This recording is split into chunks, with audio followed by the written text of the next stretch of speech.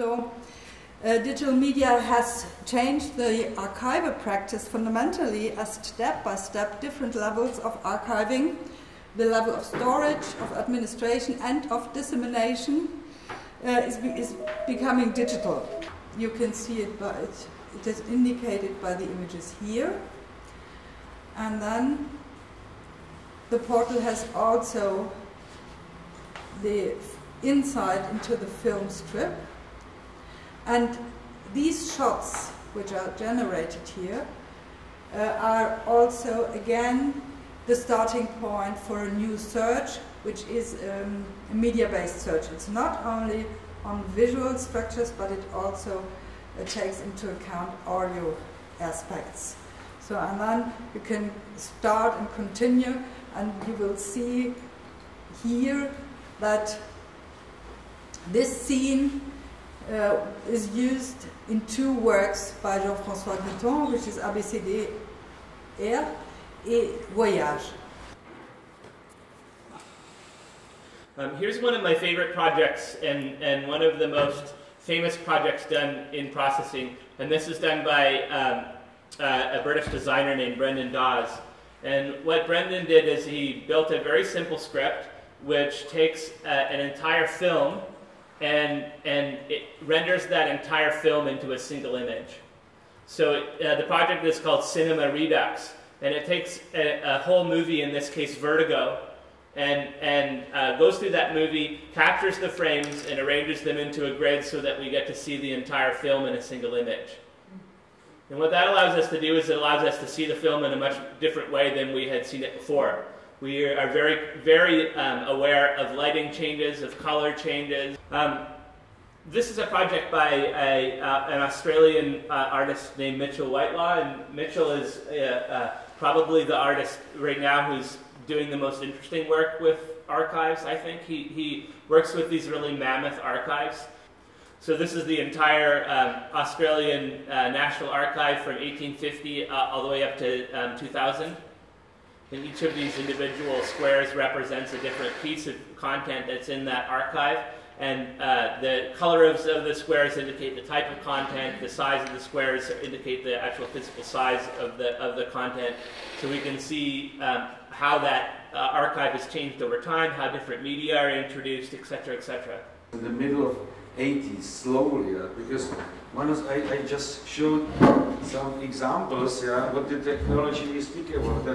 Yesterday, Daniel Terucci spoke about the 150 million hours recording. This is 1.5 hours. Yeah, I didn't take the tape with me because it would be 4 kilograms in the.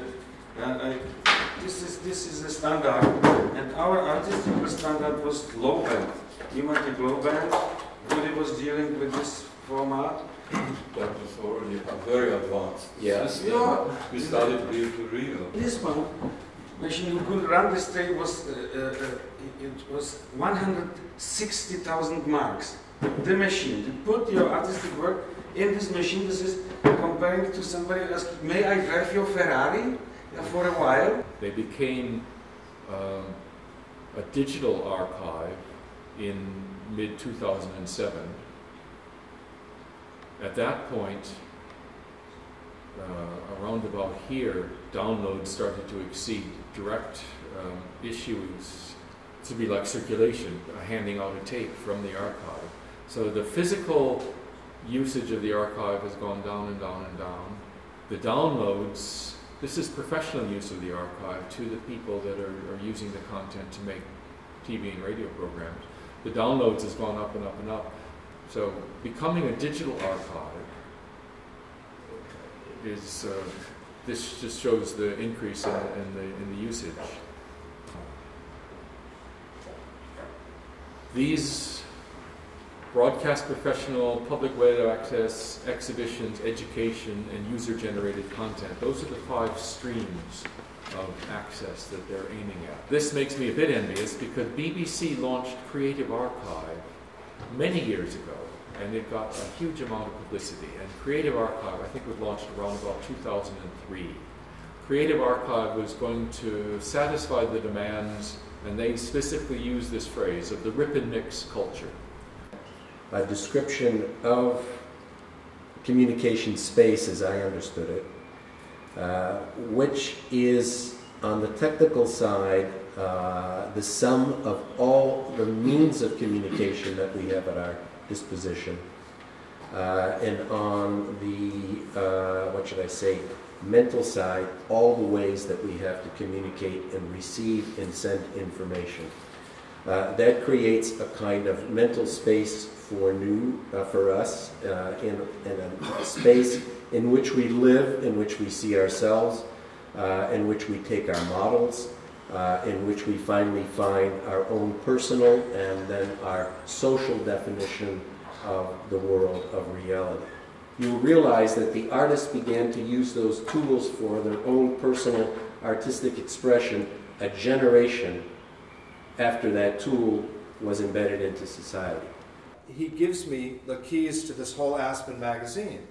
And I begin looking through it, and he's digitized all of these copies of Aspen magazines. This book dealer in San Francisco, I said, this is amazing, what's going on here? And it's password protected. And he said to me, he said, well, the reason it's password protected is because if you see in the URL domain name, the word Duchamp is in there, and the word Duchamp, the family, the estate of Marcel Duchamp has a copyright on his name. And they sued him. They said, they sued this poor little bookseller for making a little educational site about Duchamp, just because the name was in the URL. And he said to me, he said, if they sued me for that, how many lawsuits would I be looking at for this? Right? I put the thing up on Ubu, and then the New York Times wrote up the fact that the Aspen magazine has been digitized since on the site called UbuWeb without anyone's permission. And I was, a big article in the Times, whatever. So they ask Merce Cunningham here, who's got 2 pieces up there, and they say, Merce Cunningham, how do you feel that UbuWeb has gone up and put your words up without your permission? And here's a little bit of this. The dance is an art in space and time. The object of the dancer is to obliterate that. Okay, that's a little statement by Cunningham, and you get it on the other side, you get an interview. Cunningham said something amazing. He said, he said to the New York Times, this is the value of having, the educational value of having my words out there far outweighs any monetary remuneration that I will ever get for these words. I thought that was fucking great. I was like, yes, that's the idea here. The idea is that what we have on Ubu makes no money. Nothing here ever made money. It's about education. Movement, we call now movement, into a dynamic state, from buying things from store and trying to implement it.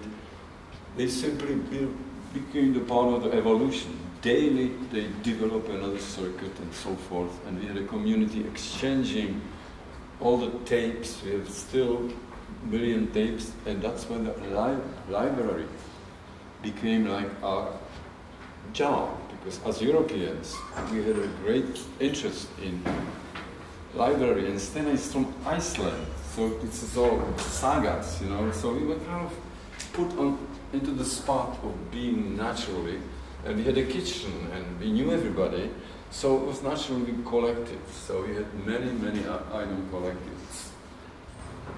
Okay, now this is an experiment. Okay, push the button. Now, we happen to get 2 streams at the same time, but one is from the outside on the right side, and the other is internally programmed loop. That means there are not really 2 streams. One is directly driven by some kind of engine, which is basically a loop. Okay.